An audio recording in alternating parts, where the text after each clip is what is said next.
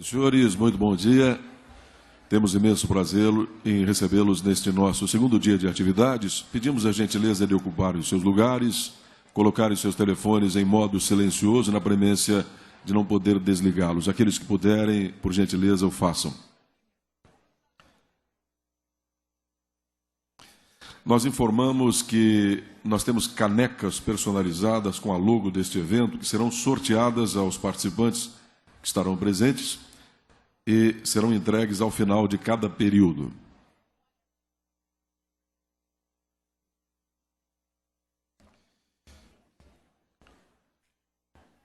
No andamento da nossa programação, nós temos a honra de convidar para compor a mesa o senhor Paulo Miller e a senhora Shirley Alves, que são jornalistas palestrantes deste painel, cujo tema é Imprensa no Enfrentamento da Violência contra a Mulher. Eles que recebem os nossos aplausos, o nosso agradecimento à presença. Para coordenar os trabalhos deste painel, nós temos a honra de chamar o excelentíssimo senhor promotor de justiça, Dr. Jadel da Silva Júnior, que coordena o Centro de Apoio Operacional Criminal do Ministério Público do Estado de Santa Catarina. Desde já também o nosso cumprimento através de uma salva de palmas com o nosso agradecimento.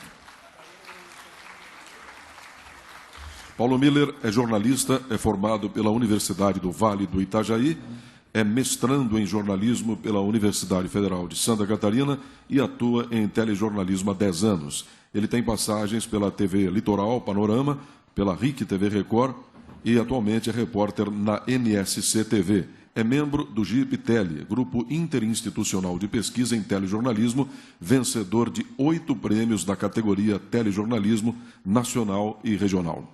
Shirley Alves é editora online no jornal Notícias do Dia e colaboradora das mídias independentes. Estagiou no The Epoch Times, no Canadá, e trabalhou nos principais jornais da região sul, Diário Gaúcho, Zero Hora, A Notícia e Diário Catarinense, com participação nas rádios Gaúcha e CBN Diário. Atuou principalmente nas áreas de segurança pública, direitos humanos e direitos da mulher. Ganhou prêmios como o ABC de jornalismo, Unimed, RBS e foi finalista do prêmio CNI.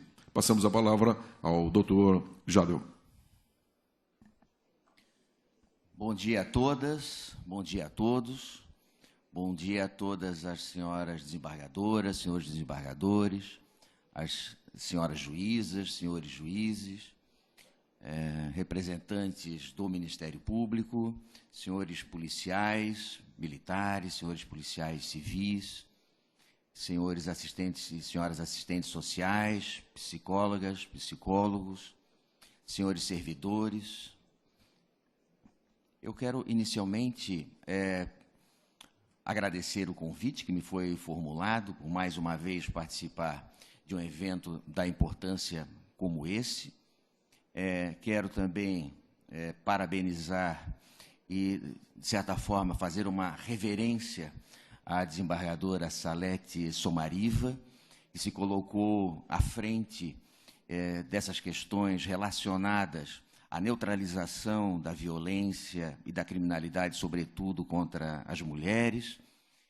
Parabenizá-la também, reverenciá-la em função de sempre estar à frente na construção de políticas criminais que tenham a finalidade, o objetivo de trazer para a frente, para a visibilidade, aquela personagem tão excluída do sistema repressivo penal, que é a vítima, e, ao assim proceder, a desembargadora Salete Somariva abre as portas para o acordo, para o consenso, para a reparação, e assim, ao fazê-lo, também permite que toda a rede, todos aqueles envolvidos nessa política de Estado, nessa política criminal, possam estabelecer algumas expectativas, algumas também ferramentas no sentido mesmo da prevenção a essa criminalidade, a essa violência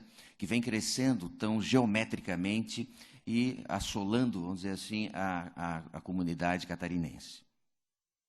Então, feitas essas palavras iniciais de agradecimento, de reverência à desembargadora Salete Somariva, damos início, faço aqui, de certa forma, a abertura desse dia, do primeiro Seminário Estadual de Enfrentamento à Violência contra a Mulher, dando as boas-vindas e cumprimentando também os jornalistas que farão uso da palavra, jornalista Shirley Alves e o jornalista Paulo Miller, e que nos proporcionarão algumas diretrizes, algumas informações absolutamente fundamentais para a nossa atividade, também para a conexão entre todos que atuam no sistema com a comunidade, com a própria sociedade, num painel que recebe o título de Imprensa no Enfrentamento da Violência contra a Mulher.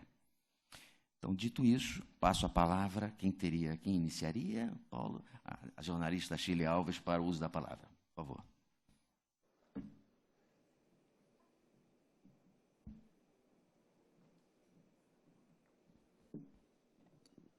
Bom dia. Quero agradecer à desembargadora Salete pelo convite, as meninas do CEVID. Acho que é bem importante a gente poder falar um pouquinho do papel da imprensa aqui para vocês. A gente precisa ter esse relacionamento, conversar, dialogar. E fazer essa explicação hoje aqui é um prazer estar aqui e poder falar um pouquinho do meu trabalho. Bom, deixa eu... aqui. Obrigada. Antes de falar do papel da imprensa no combate à violência doméstica, eu queria falar um pouquinho sobre o papel da imprensa. O que a imprensa faz, né? A comunicação, existem vários tipos de comunicação e, às vezes, tem um pouquinho de confusão entre os papéis de cada um, né? Então, eu trouxe um resuminho bem simples, assim, só para fazer essa diferenciação.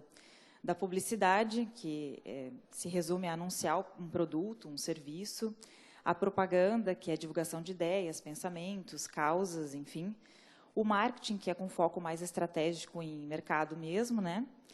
A assessoria de imprensa, que é uma comunicação corporativa, como, por exemplo, o Tribunal de Justiça tem a sua equipe de assessoria de imprensa, que tem como se fosse o seu cliente, né? De fazer o trabalho da imagem do seu cliente e também fazer o meio de campo entre o órgão, a instituição e a imprensa tradicional. E o jornalismo? O que é o jornalismo? Eu podia trazer um conceito teórico, poderia trazer uma frase de efeito, mas eu preferi trazer os pontos que, para mim, são jornalismo. Que nesses 10 anos de experiência, de profissão, esses 10 anos trouxeram, então, esse significado para mim.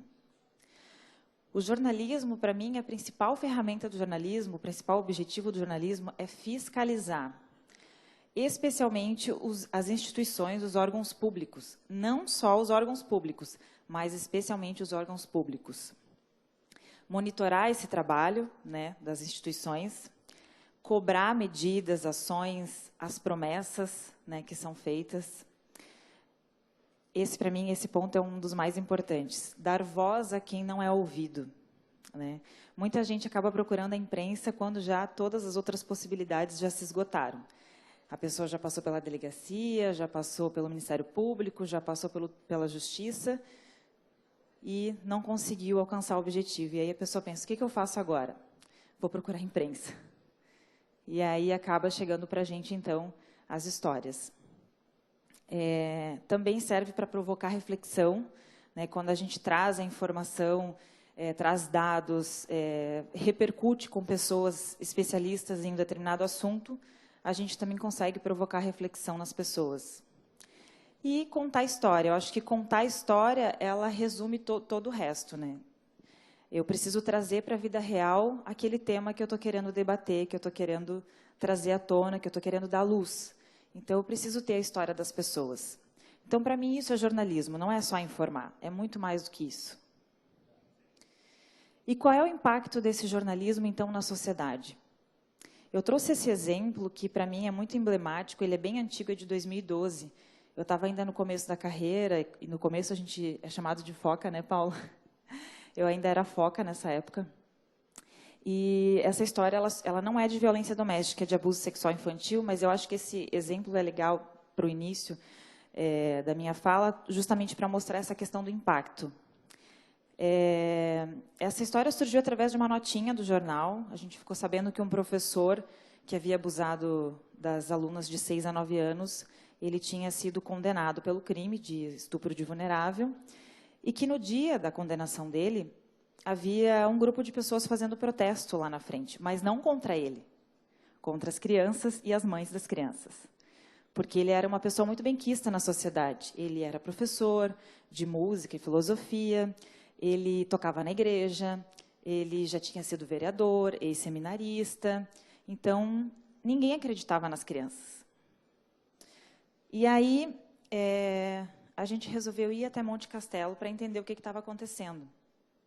E eu marquei com as mães das crianças de conversar 2 horas da tarde. A gente chegou lá por volta do meio-dia. Quando a gente chegou lá, a gente parou no restaurante para almoçar, eu e a Mayara Berch, que era a fotógrafa que me acompanhava naquela época. E aí, a gente chegou no restaurante e a garçonete veio atender a gente. E ela viu o nosso carro plotado, com a marca do jornal A Notícia. E aí ela já pensou, né? Alguma coisa tem na cidade que o pessoal da imprensa está aí, né? Ainda mais uma cidade pequena, 8.000 habitantes. E aí ela perguntou, o que vocês estão fazendo aí? E eu disse, aí eu já aproveitei, bom, vou testar qual é a impressão dela da história, né? Bom, a gente veio contar a história do professor que foi condenado por abuso sexual. Ah, o Adãozinho?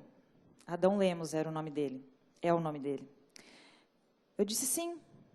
Ah, eu vou te falar. O Adãozinho, eu não acredito nessa história. O Adãozinho é uma pessoa maravilhosa. Ele jamais faria isso. Não acredito, não. Tá, mas tu acha que as crianças estão mentindo? Ah, eu acho que elas são manipuladas pelas mães. Não é verdade. Aí eu percebi qual era o tamanho do problema. Eu falei para a Mayara, vamos aproveitar que a gente tem 2 horas ainda e vamos andar pela cidade para ver qual é o clima. A gente foi no posto de gasolina, a gente foi no mercado, a gente foi na padaria, a gente foi na secretaria da igreja. Todo mundo tinha o mesmo discurso. Ninguém acreditava nas crianças. Mas o professor ele já havia sido condenado. 16 crianças foram até o juiz dizer o que tinha acontecido. E ninguém na cidade acreditava nas crianças. 2 horas da tarde eu me encontrei com as mães e aí elas contaram o segundo drama que elas estavam vivendo. Porque o primeiro foi descobrir que as filhas tinham sido molestadas pelo professor e elas já tinham a tormenta de não ter percebido isso antes, porque vocês que trabalham com isso sabem que é difícil falar sobre isso, né? Especialmente para criança dessa idade, que às vezes nem entende que aquilo é uma violência, né? E elas estavam vivendo um segundo drama, que era a hostilidade das pessoas na cidade. Elas não conseguiam sair de casa. As crianças não queriam sair de casa nem para comprar pão, porque elas sabiam que as pessoas iam apontar para elas na rua. Nem a diretora da escola, que foi quem descobriu, e depois ela acabou conversando com as crianças e percebeu o que estava acontecendo, também foi apontada. O professor ele nunca se defendeu. Ele nunca, no dia do julgamento, ele não falou nada. Não respondeu a nenhuma pergunta, não disse absolutamente nada. E, mesmo assim, as crianças eram as erradas, né? Então, diante daquela história absurda, né, e todo aquele drama, a gente voltou para Joinville, e aí eu escrevi essa matéria. A gente não identificou, obviamente, as mães, né? Eram 16, 30 crianças foram abusadas e só 16 pais registraram BO, porque alguns ficaram com vergonha, né? E a gente contou, e aí eu trouxe em detalhes a história, né? O que aconteceu, o depoimento das crianças, como foi o julgamento, a minha impressão sobre o que as pessoas estavam dizendo, o que as pessoas me disseram. Eu conversei com uma psicóloga para ela explicar a questão dos sinais, do trauma, por que a vítima tem dificuldade de falar, o perfil do agressor. Então, foi uma reportagem que trouxe toda essa gama de informações. E ela foi publicada, na época o jornal A Notícia era bem lido no Estado, né? Hoje em dia as redações estão reduzindo, então a gente tem cada vez menos jornalista para fazer esse tipo de trabalho. Mas na época o jornal era ainda bastante lido. E depois de uns dias, eu conversei com uma das mães e perguntei, e aí, como é que estão as coisas, né? Ela disse, tu acredita que depois que a matéria foi publicada, a hostilidade diminuiu? Agora a gente consegue até sair na rua, ninguém mais fala nada. Sabe o que melhorou? Naquele dia, eu entendi a importância do meu trabalho. Eu falei, não, é isso que eu quero fazer. É muito importante. Não foi, assim, um grande, enfim, uma grande descoberta, uma grande investigação, mas pelo fato de conseguir ajudar essas mães, essas famílias, para mim já foi um grande prêmio. E, a partir dali, então, eu comecei a entender qual era o papel da imprensa. Bom, aí agora falando especificamente sobre violência doméstica, mais específico ainda sobre os feminicídios, eu trouxe uma pesquisa do Instituto Patrícia Galvão, que foi apresentada em 2016, eu participei desse debate, foi em São Paulo. Elas fizeram um monitoramento da cobertura jornalística logo depois que a lei de feminicídio entrou em vigência, e para ver como é que as mídias estavam tratando do assunto, né? Eles analisaram mais de 1.800 matérias de 71 veículos que foram publicadas nesse período de 2015, de outubro de 2015 a março de 2016. O resultado da pesquisa foi, em apenas 5% das matérias constavam críticas a políticas públicas e ao sistema de atenção, segurança e justiça. O termo feminicídio ainda estava ausente na maioria das matérias. E 75% das matérias não informaram a motivação do assassinato. E quando a motivação foi informada, ela obviamente estava relacionada, então, à não aceitação do fim do relacionamento, né? Como a gente costuma acompanhar. Só que as matérias destacavam, então, a motivação como ciúmes, reação passional, traição, briga, e o que acaba transferindo a culpa para a vítima, né? E raramente as matérias atribuíram a morte ao sentimento de posse, poder e machismo. E aí a gente começou, então, lá nesse dia que elas apresentaram esse dossiê, a gente começou a discutir o que a gente faz, né? O que tem que fazer. As primeiras perguntas que precisam ser feitas. Eu acho que isso não é só para a imprensa, mas é para todo mundo que trabalha com isso. Esse assassinato, ele poderia ter sido evitado? O crime teria ocorrido da mesma forma se a vítima fosse um homem? A gente tem que sempre se perguntar isso, né? E quem trabalha no sistema, principalmente. Porque eu já ouvi cada coisa de pessoas que trabalhavam no sistema, que eram as pessoas que deveriam estar preparadas para atender esse tipo de situação, que se eu contar para vocês, vocês não acreditam. Então, ao noticiar um feminicídio, a imprensa ela deve estimular a reflexão sobre as causas da violência, porque a gente está falando de um problema estruturado na sociedade, né? Não é uma coisa isolada, não é um crime qualquer, né? Ele tem um histórico, tem uma explicação maior, né? E uma cobertura crítica também é cúmplice da violência. Então, sim, a gente tem a nossa responsabilidade e a gente precisa estar ciente disso. Só que, para a gente fazer isso, a gente também precisa de quem está do outro lado. Porque tudo que eu sei hoje, que eu aprendi sobre violência doméstica, sobre abuso, sobre as questões jurídicas, sobre a rede, foi porque pessoas que estavam do outro lado me ensinaram. Foi porque as pessoas que estavam do outro lado sentaram comigo e me explicaram, vem cá, olha só, é assim. Não é assim que se fala. Não é esse termo que usa. Então, assim, precisa haver essa conexão. Porque, às vezes, tem aquela preocupação, mas é sigilo, é sigilo, não posso falar. Não, a gente pode, a gente deve falar. E a gente tem que falar de uma forma mais abrangente, trazer informação. Às vezes, quem está do outro lado do balcão vai pegar um jornalista, um repórter que acabou de se formar, que ainda não tem a experiência que a gente tem, que a gente adquiriu já ao longo desses anos. A galera está começando agora e precisa ter essa orientação, né? Se uma pessoa falar para ela, olha só, tu tem que falar sobre a rede, existe um ciclo de violência, a mulher ela passa por várias fases, ela tem dificuldade de denunciar. Quando ela vai na delegacia registrar o BO, ela tem que voltar para casa com o mesmo cara. E ela depende, às vezes, desse cara financeiramente, ela tem um filho com esse cara e ela não tem para onde ir. Então, é muito maior do que, mas também gosta de apanhar. Eu já ouvi tanto isso de gente que trabalha com isso, sabe? Então, além de mudar esse pensamento, a gente precisa também trocar essa informação, trocar ideia, conversar, para que a informação chegue até as pessoas, porque as pessoas que depois vão ler a reportagem, às vezes é uma mulher que está passando por violência, para que ela se identifique e para que ela saiba a quem recorrer. E aí, sobre essa questão do contexto, eu trouxe um outro exemplo aqui.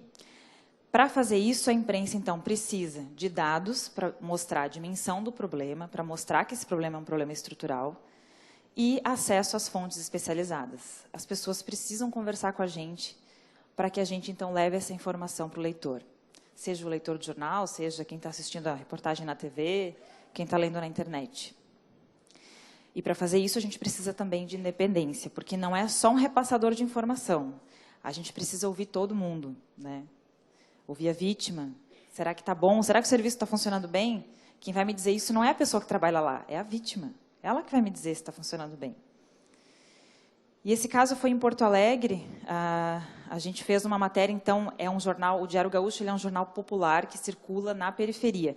E lá as pessoas da periferia leem muito. Isso foi em 2016, o jornal ainda tinha uma tiragem de 120 mil por dia, só nas bancas, porque não tem assinatura. Então, assim, as pessoas realmente leem esse jornal lá. E aí eu peguei 2 exemplos de duas vítimas com padrões diferentes. Uma é uma menina de classe média, de 20 anos, com uma filha, é a menina da foto, ali de cima, que eu encontrei na delegacia. Fui na delegacia e vi ela assinando um papelzinho lá, e fui conversar com ela. Falei, tu topa conversar comigo, contar a tua história? Ela topou. E a outra é uma senhora um pouco mais velha, não lembro bem a idade dela agora, e da periferia. A senhora da periferia viveu 20 anos de violência com o marido e depois mais 5 anos com o segundo marido. E a menina fazia pouco tempo, 3 ou 4 anos, pouco tempo não, né? Mas, assim, menos tempo do que a outra moça lá. E quando eu cheguei na casa dela para conversar com ela, eu toquei a campainha e liguei, ela não me atendeu, não atendeu a campainha. Eu pensei, bom, desistiu, né? Não quer mais falar. Antes de ir embora, eu resolvi mandar uma mensagem no WhatsApp. Ela me respondeu e disse, não, pode entrar. E aí eu entrei e falei, olha, se tu quiser desistir, tudo bem, né? Não precisa falar comigo, né? Eu te entendo. E ela disse, não, eu quero falar. Acontece que eu tenho medo de abrir a porta. E sempre que a campainha toca, eu fico com medo, meu coração dispara. E quando o meu telefone toca também, porque ele vive me rodeando aqui. Então, eu quase nem saio de casa. E ela é uma menina que vivia presa dentro de casa, mesmo com medida protetiva. Ela fez todo o trâmite, foi na delegacia, seguiu todo o ritual, mas ela vivia presa dentro de casa. Então, o que fazer por essas mulheres? A gente precisa pensar nisso, né? Contei a história dela, contei a história da outra mulher, a gente trouxe os dados, o perfil das vítimas, a quantidade de registro de boletim de ocorrência. A gente fez toda uma análise da situação, que também, isso serve, tem o link ali depois, se vocês quiserem dar uma olhada na matéria, tem na internet também, serve até depois de pesquisa para quem trabalha com isso também, né? Essa aqui foi uma outra também, no mesmo estilo, assim, que foi feita aqui no Notícias do Dia. A matéria na internet ela tem outra chamada, que é Feminicídio não é crime passional, e a gente trouxe toda a explicação do termo, por que não é crime passional, desde a história do Dock Street, lá em 1972 ou 76, não lembro bem agora, toda essa trajetória do termo, depois a criação da lei do feminicídio. Então, a gente trouxe essa contextualização, a gente foi atrás de dados, e aqui a gente teve uma dificuldade, que foram os dados dos processos do Tribunal de Justiça, que tem um problema, a gente não consegue cruzar dados. Eu queria entender, por exemplo, das mulheres que morreram, quantas pediram medida protetiva? E das que pediram, quantas conseguiram a medida protetiva? A gente não sabe, a gente não consegue saber esse tipo de coisa. Porque a gente tem um problema muito grave com dados, e para a gente entender o que está acontecendo, a gente precisa ter informação. Então, isso é uma coisa super urgente, que é para ontem, a gente precisa melhorar isso, né? E aí, eu recebi um monte de dados, e assim, não foi por má vontade, não, sabe? Assim, o atendimento foi super rápido, o pessoal da estatística fez o que pôde, só que fez o que pôde com o que tinha, né? E a gente não conseguiu cruzar nenhum dado. A única coisa que deu para fazer foi saber que o número de processos que chegou aos gabinetes do Estado, de 2016 até 2019, e o aumento foi de mais de 300%, tanto de feminicídio consumado quanto tentado. Também a gente não conseguiu dividir quantos eram consumados e quantos eram tentados. Não consegui fazer essa divisão, não tinha como. Então, isso é uma coisa que a gente precisa trabalhar. Vocês que estão aqui pensando isso, é um ponto bem importante. Em 2017, também eu fiz essa matéria... Estou no tempo ainda? Ah, legal. Eu fiz essa matéria em 2017 no Diário Catarinense, trazendo, então, os caminhos da denúncia, a dificuldade das vítimas em fazer a denúncia, né? E eu fui um pouco criticada porque é difícil falar dos problemas, né? Só que a imprensa, a gente estava conversando isso até, né, Paulo? A imprensa, às vezes, se tem uma ideia de que é vilã, né? Não, a gente tem que apontar, sim, as falhas, os problemas. Mas daí as mulheres não vão querer mais denunciar. Mas aí a gente não vai falar dos problemas? Eu conversei com várias vítimas quando eu fiz essa matéria, várias vítimas. E todas elas me disseram assim, foi difícil. Eu queria que fosse diferente para outras mulheres. Eu queria que as outras mulheres que forem denunciar não passem pelo mesmo que eu passei. Eu fui julgada, eu fui hostilizada, eu voltei várias vezes, nada aconteceu. Eu não quero que outras mulheres passem por isso. Então, eu vou ouvir o que essa mulher está dizendo. É importante, assim, se a gente não colocar luz no problema, não assumir, temos problemas. Primeiro, a gente tem que assumir, temos problemas. E agora, a gente vai trabalhar em cima deles? Né? Mas, para trabalhar em cima dos problemas, a gente precisa fazer um mapeamento e entender o que está acontecendo, onde estão os buracos, onde estão as falhas. Delegacia especializada não funciona depois das 18 horas e violência doméstica tem hora para acontecer? O Dia Mundial da Violência Doméstica não é o domingo? Domingo não tem delegacia especializada aberta. Então, o cara que está lá na CPP, no plantão, ele tem que saber encaminhar essa mulher também. Não é só o pessoal da delegacia especializada que fez o curso, que foi preparado. Todo mundo tem que ser preparado para atender. Se a gente quer realmente salvar essas mulheres, todo mundo tem que estar preparado, né? Então, o relato dessas vítimas, a dificuldade que elas têm, e aí outra coisa, né? Eu vou chegar nesse ponto, peraí, deixa eu passar aqui. Essas foram as falhas, então, que a gente constatou em 2017. Os encamentos não foram adequados. Muitas vítimas que eu conversei não sabiam o que era o centro de referência, não sabiam que existia um abrigo, não sabiam que o policial pode acompanhar ela em casa para pegar as coisas dela, para ela sair de casa.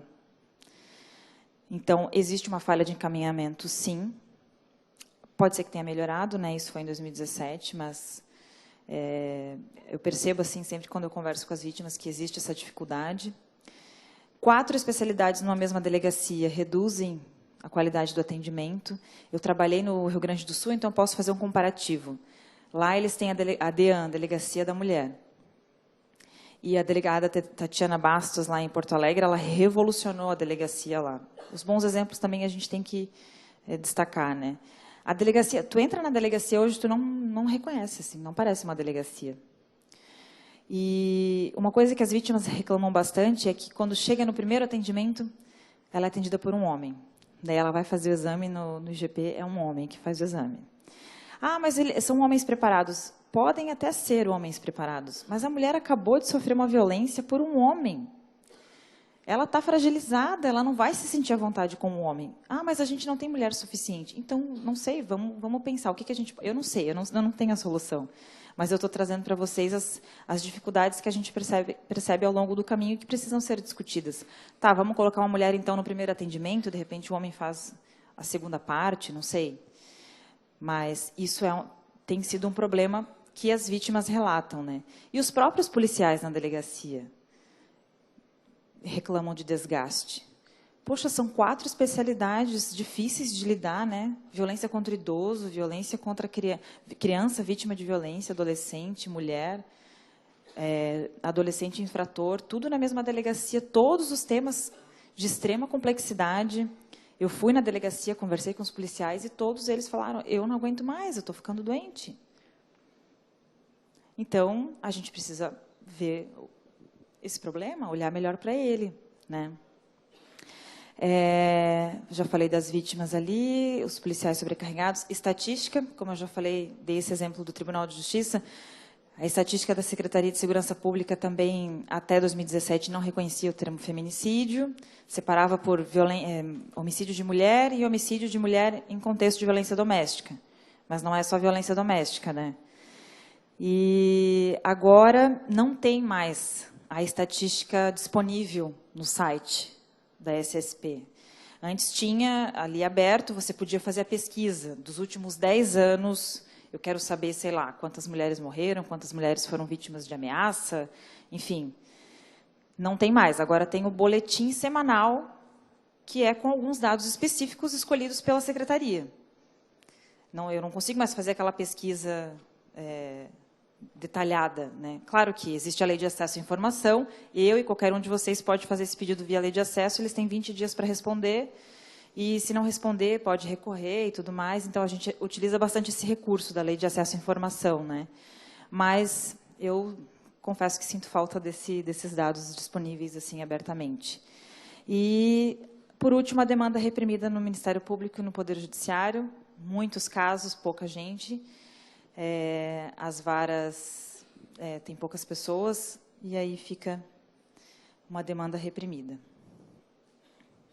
E eu queria falar desse caso da Aline, e deixar essa pergunta, né? Quantas Alines ainda vão morrer? Não sei se vocês acompanharam esse caso. A Aline, ela foi morta em maio desse ano. A Aline, ela foi morta a facadas na beira-mar de São José. A Aline, ela já tinha saído de casa, sendo que quem deveria ter sido afastado do lar era ele. Ela saiu de casa com um filho de 11 anos. Ela trabalhava na Concap. A Concap trocou o posto de trabalho dela para que ela ficasse longe dele. Então, ela saiu de Canasvieiras, foi para São José. A Aline registrou BO. E a Aline tinha medida protetiva. E eu só descobri que ela tinha medida protetiva porque eu dei meus pulos, né? Porque ninguém ia me falar. Quando eu perguntei sobre o BO, sabe o que me disseram? Ela registrou BO sim, mas ela não quis representar. E a gente sabe por que a mulher faz isso. Né? A gente sabe por que a mulher não representa. Enfim, tudo bem, mas eu sabia que o BO era uma coisa e a medida protetiva era outra. Uma independe da outra. Então tá. E medida protetiva tinha? Não sei. Tá, o BO sabia, a medida não sabia. Eu falei, não, vou atrás dessa informação. E descobri que ela tinha medida protetiva. Então, quer dizer que o Estado não conseguiu proteger essa mulher. A gente tem que admitir, não conseguiu proteger. Ela fez toda a movimentação, ela saiu de casa, né? Ela trocou o posto de trabalho, ela fez tudo, mas não adiantou. E o que a gente pode fazer nessa situação? Eu não sei. Mas, de repente, vocês podem debater isso aqui e encontrar uma solução. Ou chegar perto disso, pelo menos. E teve uma pessoa também que falou assim, mas ele abordou ela na beira-mar, ela já sabia das ameaças dele, e ela discutiu com ele. A vítima também tem que se ajudar, né?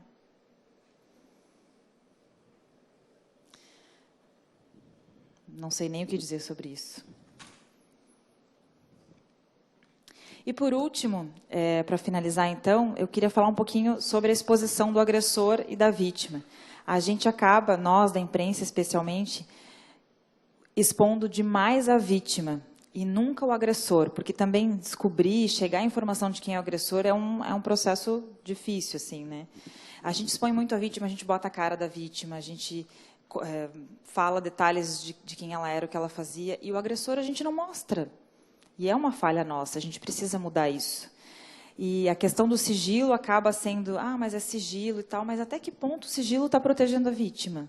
Né? Será que o sigilo está protegendo a vítima ou está protegendo o agressor? Esse caso foi uma história de um procurador da República, lá de Porto Alegre, de Canoas, que estava preso por estupro. E eu descobri que ele estava preso por estupro e tive que transpor muros para conseguir contar isso aqui da história. Extremamente protegido, né, por quem ele era.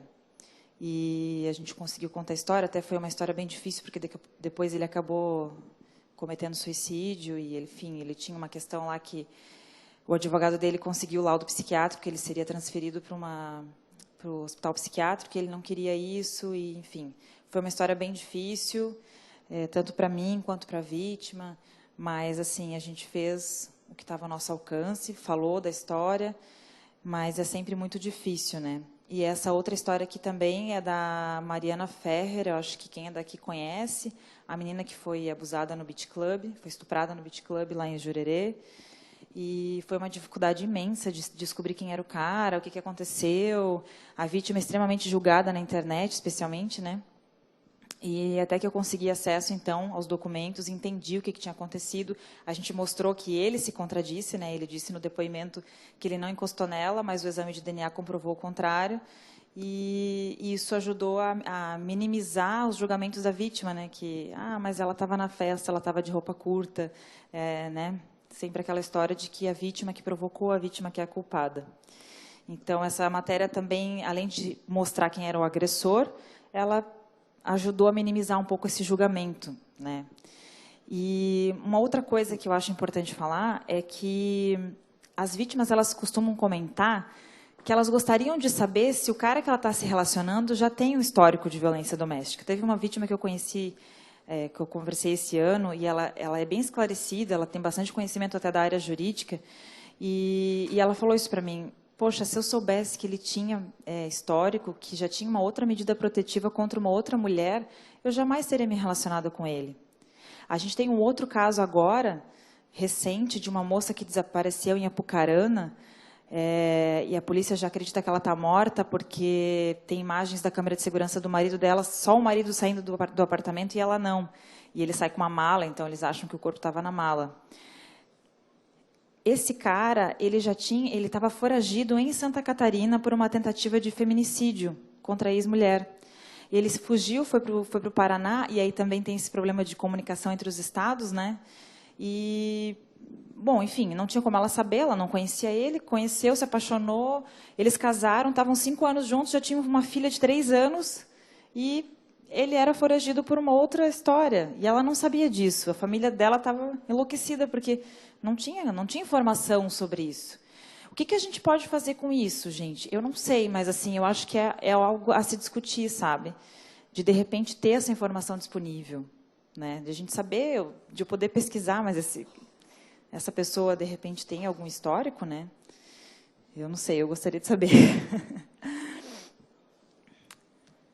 É isso, gente. Essas mulheres aí dessas fotos são as mulheres da minha vida. Eu aprendi um pouquinho com cada uma delas. Elas são vítimas de várias situações, não é só violência doméstica, mas a maioria é violência doméstica. Cada uma delas me transformou um pouco, sabe? Eu acho que, assim, para a gente evoluir nessa discussão, para a gente conseguir melhorar o atendimento, para a gente atender essas demandas reprimidas, a gente precisa ouvir essas mulheres. Não adianta nada a gente estar aqui discutindo na teoria, se a gente não ouvir essas mulheres. Elas é que vão dizer para vocês o que está bom, o que não está, o que está funcionando, o que não está funcionando. A gente precisa ouvir essas mulheres. Essas mulheres foram muito importantes para mim. Até tem muita gente que fala assim, mas uma carga pesada, né? São histórias de energia ruim. Eu não acho assim. Eu olho para essas fotos e eu vejo sofrimento, vejo muita dor, mas vejo muita luta, e vejo muita força também. É isso. Obrigada.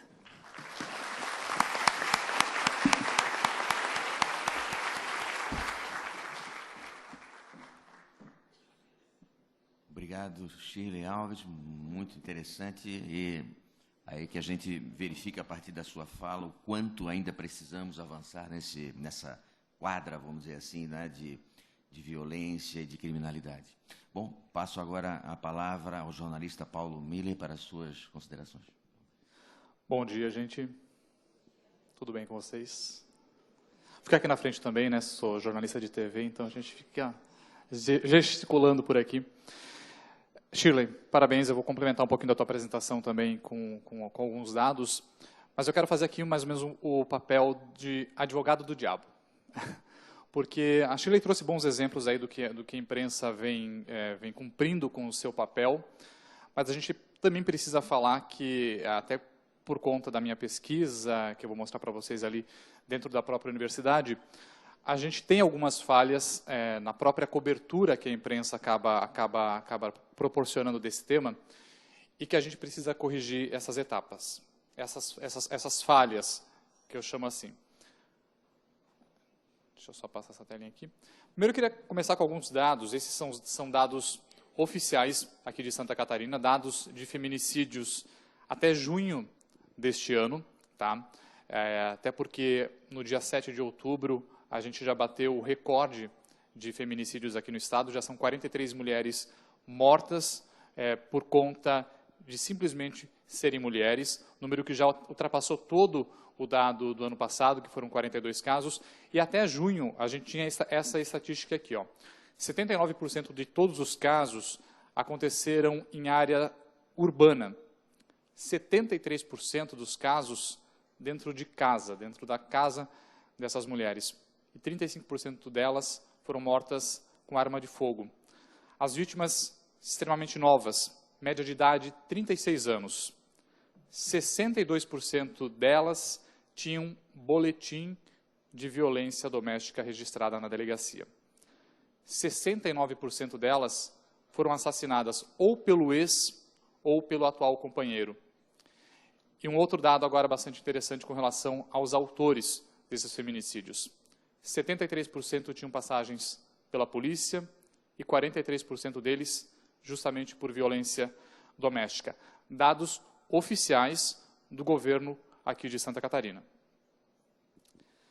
A gente mapeou, numa outra apresentação que eu fiz com a minha colega Mariane Ventura, em outro evento, as reportagens que foram feitas esse ano aqui em Santa Catarina, justamente com duas tags, violência contra a mulher e feminicídio. Fazendo uma busca só nos 3 principais portais de notícia aqui de Santa Catarina, o ND+, o G1 Santa Catarina e o NSC Total, a gente encontrou mais de 200 matérias que a imprensa já produziu esse ano para levantar justamente esse tema. As duas tags, né? A violência contra a mulher e o feminicídio. Essa é uma estimativa bastante empírica, porque a gente não usou qualquer tipo de ferramenta computacional, de software. A gente foi lá e fez uma contagem justamente manual. A partir dessas 2 tags, a gente contou essas matérias. Aí vem um pouco da crítica com relação a essas matérias que a gente produziu, que a imprensa produziu esse ano aqui em Santa Catarina. O foco, na maioria dessas matérias, são os dados estatísticos, dados como esse que eu trouxe ali, dados que a gente acaba encontrando, né, Shirley, junto com o próprio governo do estado, onde o próprio governo ele acaba montando uma grande redação, a gente estava conversando sobre isso antes, uma grande redação de jornalistas para justamente passar essas informações para a imprensa. E quando a imprensa vai questionar esses dados, realmente para ver se eles são dados fiéis, se esses dados eles realmente correspondem à nossa realidade, a gente encontra uma barreira muito grande por parte de quem deveria estar fomentando esse banco de dados e dando um pouco mais de transparência.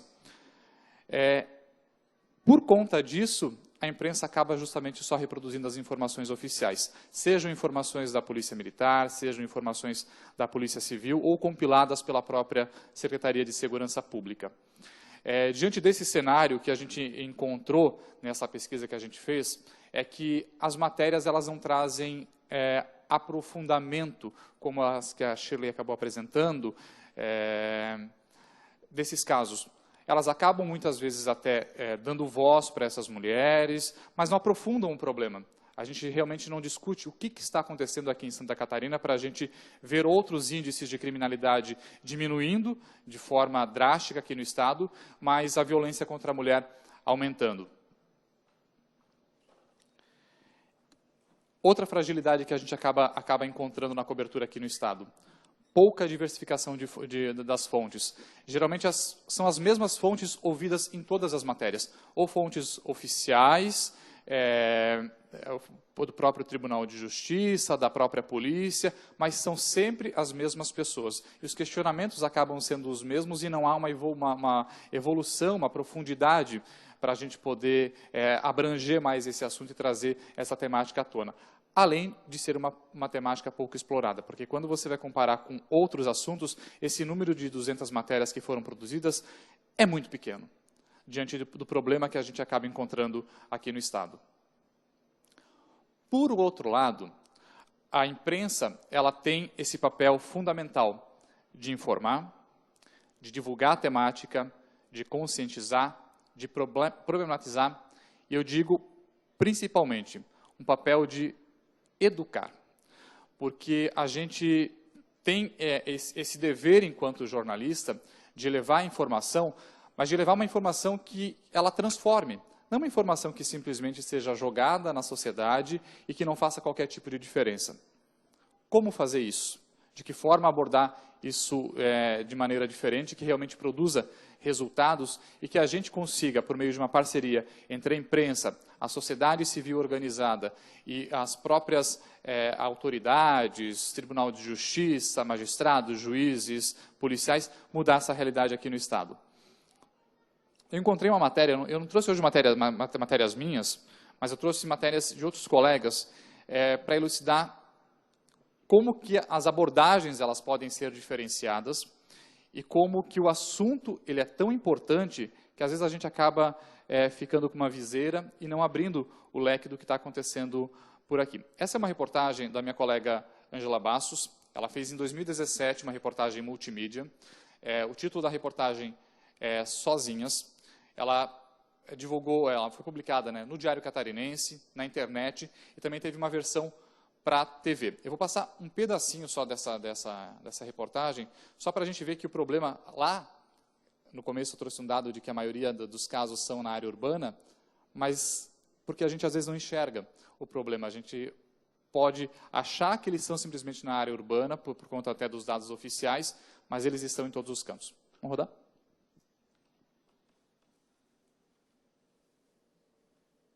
Quando é inverno, os campos catarinenses são encobertos por um nevoeiro espesso.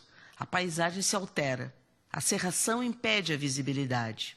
Esse evento meteorológico lembra outro fenômeno, também encoberto, imperceptível, igualmente lacrimejante: a violência contra a mulher que vive na área rural. Quando chega em casa, chega no galpão assim, ele me recebeu com a paulada. A minha vida foi muito sofrida, eu apanhei muito. Espancamento, surra, tudo, continua a mesma coisa, até o último dia que ele quebrou meu braço e minha costela. Mulheres violentadas e mortas pelos companheiros. Porque eu trabalhava o dia a dia, enquanto ele ia no bar beber, eu estava cuidando dos filhos, trabalhando, cuidando da propriedade. A mulher que mora no campo, ela tem uma vida muito isolada. Se bater, se gritar, se chorar, se espernear, ninguém ouve.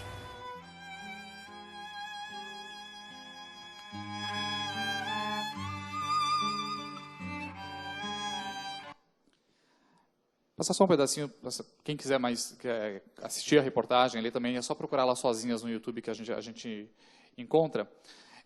Eu fiquei bastante tocado com essa reportagem, porque a minha primeira experiência com o tema violência contra a mulher foi em 2010. Fazia um ano que eu estava no telejornalismo, quando eu recebi um convite da minha coordenadora para a gente fazer uma série de reportagens para o Dia das Crianças. Foi uma reportagem que a gente chamou, uma série que a gente chamou de Órfãos da Violência. Eu morava em Balneário Camboriú e aconteceram vários episódios de mulheres que foram mortas em Camboriú.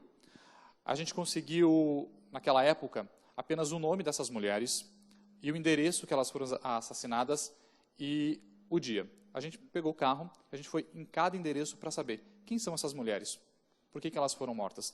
A gente encontrou 6 casos.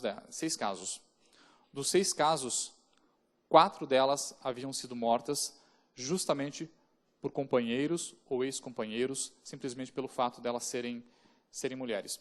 E aí, me chamou a atenção para o tema, e eu acabei trabalhando bastante com o tema ao longo da minha carreira. E aí eu percebi, nesses 9 anos já trabalhando com esse tema, de que a realidade das vítimas aqui em Santa Catarina não muda.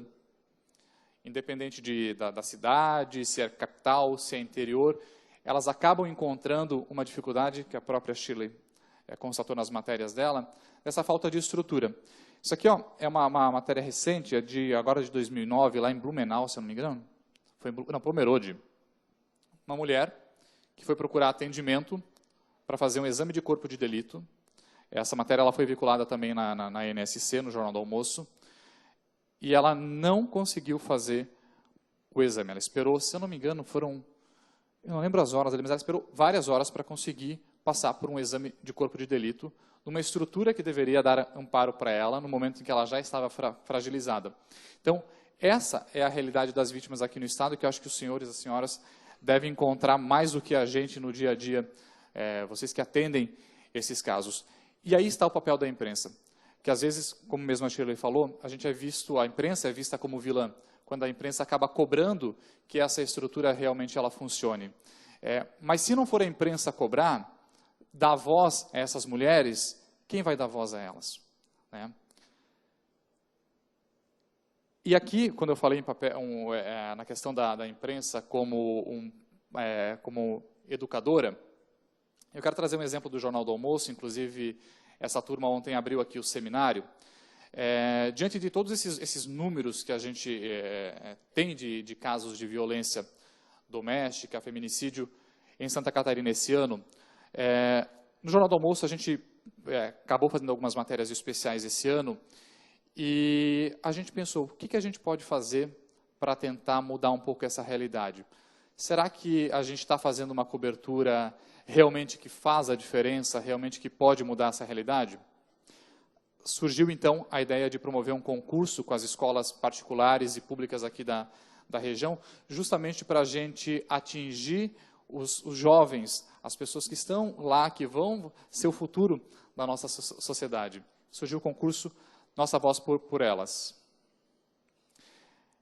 Essa é uma iniciativa que, justamente, ela surgiu para incentivar, né, essa discussão nas escolas públicas. A gente lançou em 18 de julho desse ano, justamente com esse tema, combate à violência contra a mulher. A ideia era que esses alunos escrevessem uma letra e uma música e gravassem um vídeo de até 1 minuto, justamente cantando essa música. A gente recebeu 30 inscrições, foram 3 finalistas, uma escola de Tijucas e de Biguaçu, que são 2 escolas públicas, e uma escola particular aqui de Florianópolis. Esses 3 finalistas foram escolhidos por uma comissão que a gente formou lá na redação, e a gente colocou esses 3 vídeos com essas 3 letras no G1 para votação. A gente se surpreendeu pela quantidade de votos que o G1 conseguiu angariar. Foram mais de 130 mil votos. Claro que houve uma mobilização dos próprios alunos para poder acessar e votar, mas de qualquer forma eles precisaram assistir esses vídeos, assistir essas músicas, ter contato com essas letras para poder fazer a votação. E a gente fez, no dia que a gente divulgou, a gente deixou uma semana aberta essa enquete lá, e a gente resolveu fazer uma ação diferente, justamente como a televisão ela tem esse papel de mágica, de sonho entre as crianças, a gente resolveu fazer essa divulgação ao vivo no Jornal do Almoço. A gente divulgou, a gente já sabia na manhã qual era a escola que ganhou o concurso, e a gente foi ao vivo na escola divulgar o resultado. Eu, inclusive, fui lá fazer o ao vivo nessa escola. Foi muito legal. Eu quero compartilhar com vocês a escola vencedora, foi a Escola de Educação Básica Professor José Basílio, lá de Biguaçu. Os alunos escreveram uma letra chamada Onde Vai Parar Nosso Brasil. O prêmio deles, a gente falou, o que a gente vai conseguir de prêmio? Que a gente ficou pensando na redação. Daí a nossa editora-chefe pensou, vamos gravar um clipe com essas crianças das músicas. Só que a gente precisava de voluntários para isso. E é aí que eu falo que a imprensa sozinha não faz nada. Que a gente precisa chamar a atenção da sociedade, chamar a atenção do poder público, de todos para esse problema. A gente conseguiu, então, um estúdio de gravação aqui em Florianópolis, que se disponibilizou a fazer a gravação dessa música, dar toda a produção. Gravamos o clipe e a gente mostrou, pela primeira vez, ao vivo para essas crianças também, no estúdio, esse clipe. Inclusive, uma das crianças que participou, depois ela conseguiu uma autorização judicial para participar desse clipe, ela vive em um abrigo.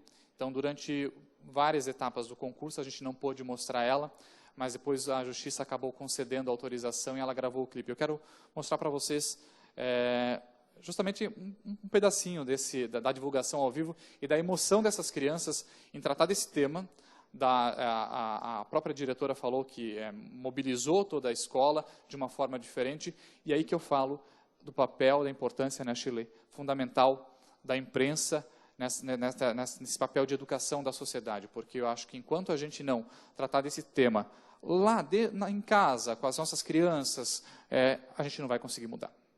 Vamos passar um pedacinho?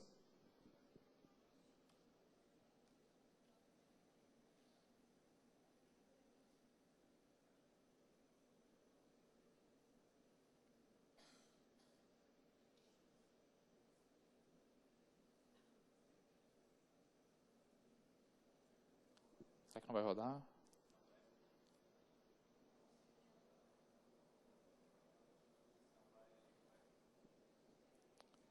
Não vai abrir? Ah, que pena. Mas, enfim. As crianças estiveram ontem aqui, elas foram convidadas pela coordenadoria para estarem aqui, elas cantaram a música ao vivo, foi assim, um momento bem legal. Eu acho que talvez esse seja o caminho. O caminho da gente talvez mudar um pouquinho dessa realidade. E agora eu quero falar de uma outra experiência que a gente fez também lá na Universidade Federal de Santa Catarina. Eu faço mestrado lá. E a gente teve uma missão no semestre, ano passado, no último semestre. A gente participou de uma disciplina chamada News Game. News Game ele é uma categoria em que a gente constrói um jogo a partir de uma reportagem. E daí o meu grupo acabou optando, justamente um pouco de influência minha, eu confesso, nesse tema violência contra a mulher. A gente pensou, o que nós vamos fazer sobre violência contra a mulher? Ano passado os dados já eram bastante assustadores, e a gente resolveu então trabalhar com essa temática. Nós escrevemos uma reportagem contando sobre alguns casos, e o título da reportagem foi A Violência contra a Mulher Não Tem Endereço. A partir daí a gente construiu um jogo chamado Mete a Colher. Tem aquele dito popular, né? Em briga de marido e mulher, ninguém mete a colher. A gente pensou, não. Em briga de marido e mulher, tem que se meter a colher, sim. Mas de que forma que a gente vai meter essa colher? A gente expliquei um pouquinho, né, que o News Game é um jogo a partir de reportagem. E daí a gente resolveu criar esse jogo. A nossa preocupação era primeiro com os personagens, de que forma que a gente ia trazer esses personagens. Então, a gente não queria criar qualquer estereótipo, mas acabou, de certa forma, até criando. Preocupação com a trilha sonora também, para não ficar uma trilha sonora pesada. E, principalmente, pelas perguntas e respostas, porque é um jogo de quiz. Então, tem umas... você se depara com uma situação, são 4 situações de violência, passadas na beira-mar, a gente ambientalizou aqui em Florianópolis. E a pessoa tem que chegar lá, o bonequinho vai lá, caminha, e se depara lá com um homem e uma mulher em uma determinada situação. E daí vem a pergunta. E aí, diante dessa situação, você mete ou não a colher? O jogo não vai rodar aqui, a gente já fez um teste antes, mas a capa do jogo é essa aqui. Então você pode ler a matéria e depois pode jogar. Daí quando você clica em jogar, aí você escolhe o seu avatar. O avatar, ele na verdade é um homem ou uma mulher, você decide quem você quer ser. Né? A informação é a mesma, a gente não atualizou essas informações, já quero explicar até para vocês, porque a gente não conseguiu dar andamento ao projeto de pesquisa. Até porque, como vocês sabem, pesquisa ela se faz durante um tempo e depois a gente acaba se dissolvendo até os próprios grupos, né? Então a gente não conseguiu atualizar. E a gente só conseguiu disponibilizar esse jogo para computador, a gente não conseguiu fazer a versão para celular. Então aqui tem uma das situações, né? Você se depara com um vizinho xingando uma mulher, o que você faz? Ignora ou mete a colher? Aí, se você ignorar, aparece essa mensagem que está embaixo ali, justamente com algum dado que a gente conseguiu, justamente são dados oficiais. Nesse caso ali, você sabia que uma mulher, se você ignorar essa situação, uma mulher é estuprada em média a cada 3 horas em Santa Catarina, talvez você pudesse ter evitado mais um estupro ou mais alguma situação desse tipo. Justamente esse jogo ele tem a intenção de fomentar esse papel de letramento, de educação desses jovens que acabam tendo contato, né? Até porque é uma ferramenta lúdica. Né? E caso decida meter a colher, tem 4 opções ali, tem que escolher a opção certa para ganhar uma colher. E depois a gente foi testar esse jogo justamente com o nosso público-alvo, né? Que eram crianças e adolescentes. Então a gente testou com 37 voluntários, Nesse caso, a gente fez um teste, o que eu estou trazendo aqui, com alunos de graduação lá da Universidade Federal de Santa Catarina. A gente testou o uso desse jogo. A maioria dos feedbacks eles foram positivos. O jogo tinha alguns errinhos ali, depois que a gente teve que corrigir. Os alunos falaram muito da importância da temática, a importância desse tema. Sugeriram mais opções de interação e também possibilidade de fazer algumas inovações. O joguinho está nesse QR Code, para quem quiser acessar, mas se procurar ali na internet, jogo Mete a Colher, UFSC, é bem facinho de achar. Acho que é isso. Shirley, tem algum complemento? Não? Quero agradecer mais uma vez o convite, só para não me estender muito. E quem puder assistir lá o Nossa Voz por Elas, o concurso lá, até para valorizar os meninos e meninas lá que acabaram fazendo essa letra, a letra e a música, é muito bacana. Tenho certeza que vocês vão se emocionar, assim como a gente se emocionou com essa iniciativa que a gente teve lá no Jornal do Almoço. Obrigado.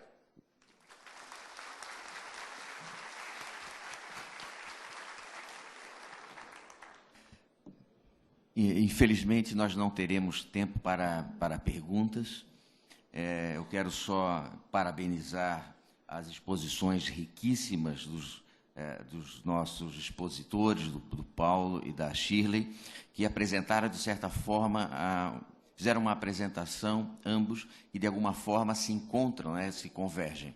De alguma forma foi exposto para a gente o que nós não estamos conseguindo fazer, o que os Estados, representantes do Estado, os órgãos estatais que têm essa tarefa, estão fracassando na sua função, na sua atividade, e, por outro lado, o que pode ser feito, quais os caminhos, uma abordagem diferenciada, uma abordagem moderna, uma abordagem mais interativa, que talvez seja necessário que nós, que compomos também a rede, deveríamos assumir e deveríamos compreender melhor.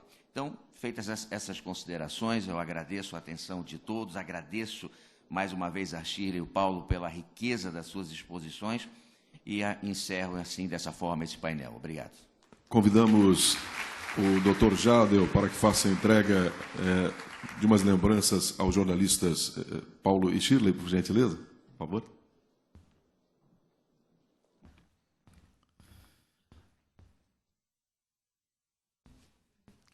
E nós convidamos também a juíza de direito, doutora Elisa Maria, para que faça a entrega desta lembrança ao Dr. Jadel.